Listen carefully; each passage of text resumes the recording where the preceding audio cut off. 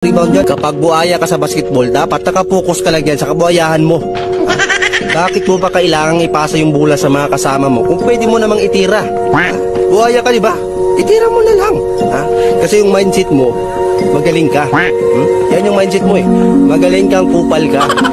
Na sobrang galing mo, naiinis na yung mga kasama mo sa'yo. Pero okay lang yan. Pagka-inbound ng bola, pagpasa sa'yo, kahit sa upcourt, itira mo.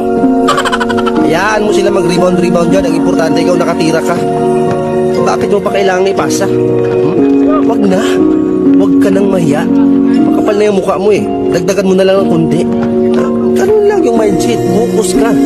Pagpasa sa'yo ng bola, itira agad.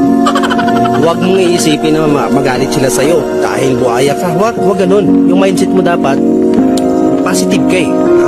Nakapokus ka doon sa pagiging buhaya mo. Okay lang yun na mapagod sila. Importante, mas marami kang tira sa kanila. Mindset ba? Mindset. Yan ang tandaan mo. Di bali nang mapagod yung mga kasama mo, ang importante, mas marami kang tira. Hindi ka lugi doon.